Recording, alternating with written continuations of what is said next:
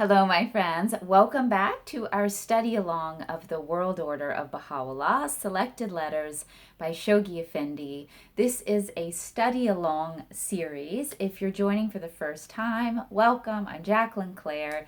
Linked in the description, you will find the launch video for this project to orient you as to who Shoghi Effendi is, what this is that we're reading, why we're reading it, essentially my effort to study with you and excavate some of the spiritual solutions to all of the world's problems and gain a deeper understanding of Baha'i principles and the Baha'i vision for making this world a better place, truly bringing about, constructing from the grassroots, the kingdom of God here on earth from the inside of the individual out, reflected in the world that we create and that we live in. Linked below, you will also find the playlist for all of the weekly readings leading up to today, as well as this document and a study along. I would just like to thank all of my patrons on Patreon. That's Jacqueline Claire Art is my page, because you really are the backbone of this channel and everything that I create. So I just wanted to get that in there. All right, my friends. So we are in the middle of the letter called the Dispensation of Baha'u'llah, which was written in February of 1934. And I read a little sniglet of it last week, and today we're going to be reading that same part in context. It's really foundational for this study. So we're jumping in to paragraph 7 of the Dispensation of Baha'u'llah.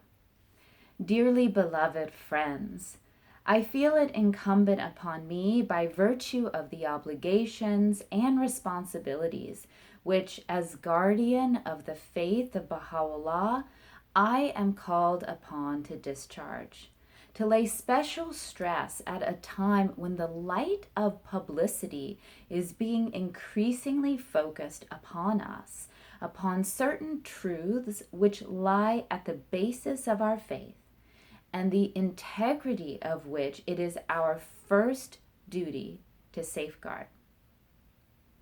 So he's saying, as guardian, I feel this special mission to lay special stress on certain truths which lie at the basis of our faith, and the integrity of which it is our first duty to safeguard, because the faith is growing and it's starting to get more public attention.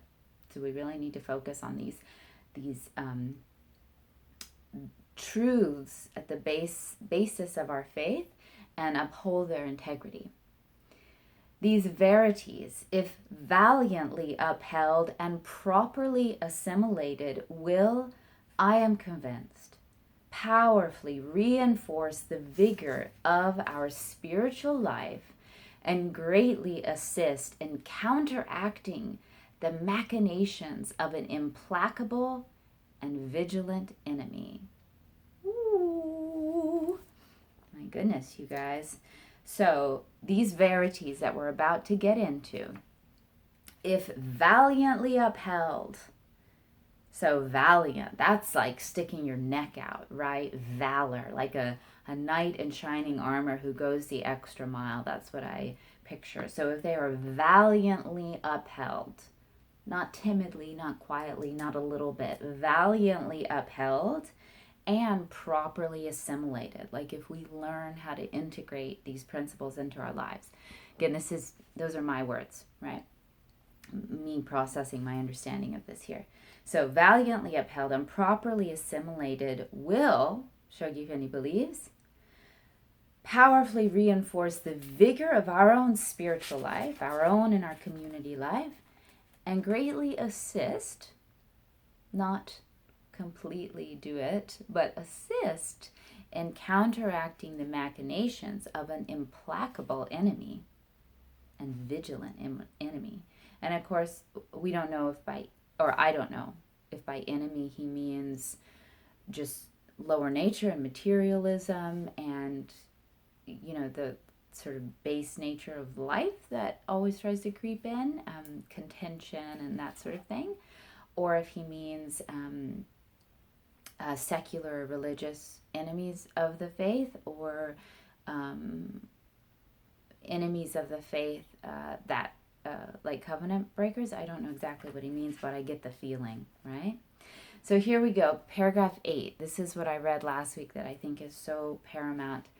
To strive to obtain a more adequate understanding of the significance of Baha'u'llah's stupendous revelation must, it is my unalterable conviction, remain the first obligation and the object of the constant endeavor of each one of its loyal adherents. An exact and thorough comprehension of so vast a system, so sublime a revelation, so sacred a trust, is for obvious reasons beyond the reach and ken of our finite minds. We can, however, and it is our bounden duty to seek to derive fresh inspiration and added sustenance as we labor for the propagation of his faith through a clearer apprehension of the truths it enshrines and the principles upon which it is based. So Shoghi Effendi is really verbose, and every word is intentional, and it's very beautiful, and I respect how he writes. But I also think sometimes you kind of like have to move slowly and to really understand it, because he has so many, it feels like extra words in there. Again, I don't believe they are extra. I think they're all intentional and perfect. But I'm going to go through it again a little more slowly to get the heart of this, because I think this is worth memorizing. You know, it's so important. So, strive to obtain a more adequate understanding of the significance of Baha'u'llah's revelation.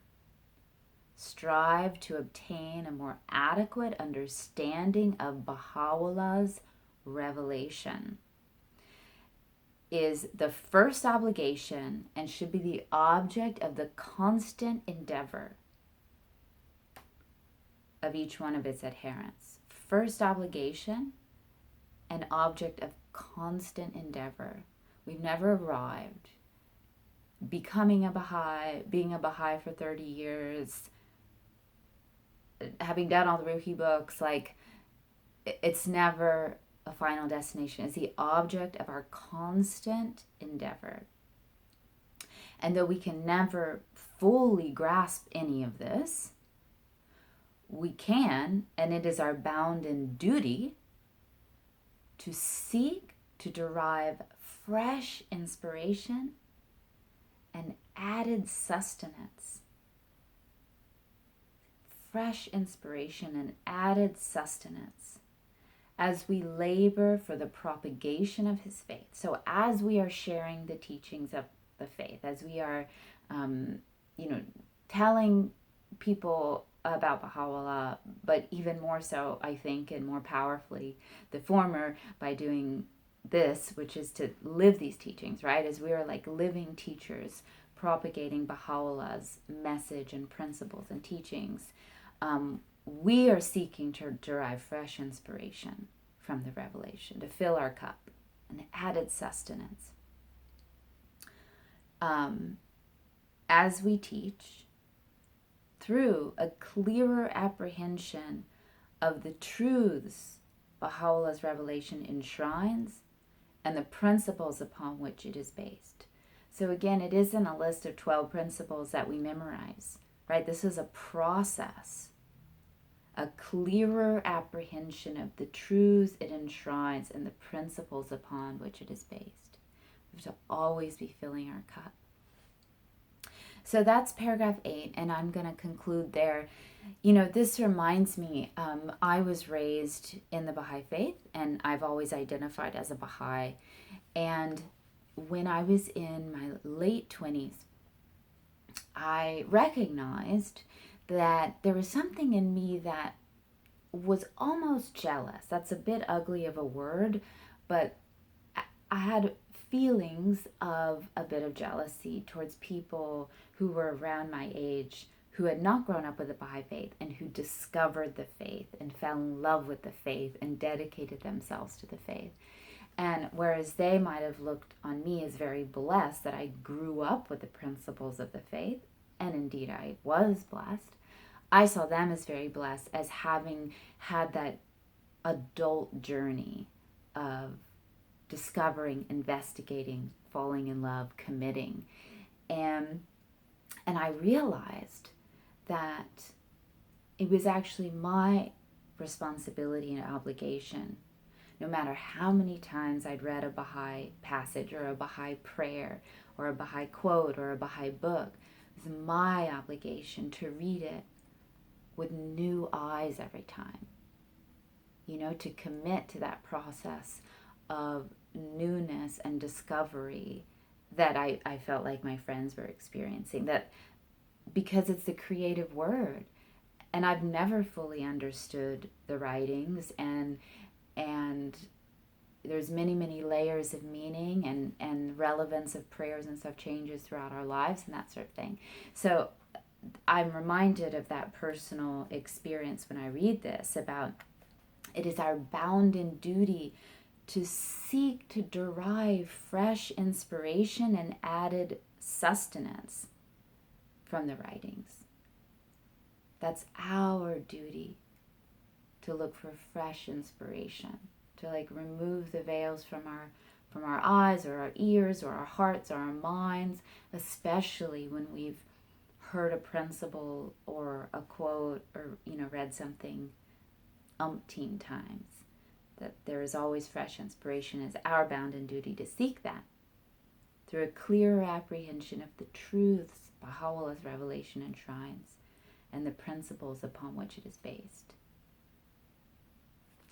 All right, my friends, thank you so much for joining me in this study along. Remember, these videos are released every Friday, 2 p.m. Central Standard Time. Please remember to like this video if you did. It helps other people find it on YouTube. Subscribe to this channel if you haven't already, and share on your social media or with email or friends, anyone else you think who would enjoy this study along. And always feel free to comment and share your thoughts. Once again, if you would like to support this channel, my artwork, any of the content that I am putting out into the world, you will find information below on different ways you can support this work and be a part of it. And until next time, I wish you the best in playing your unique part in making this world a better place. I'll catch you next.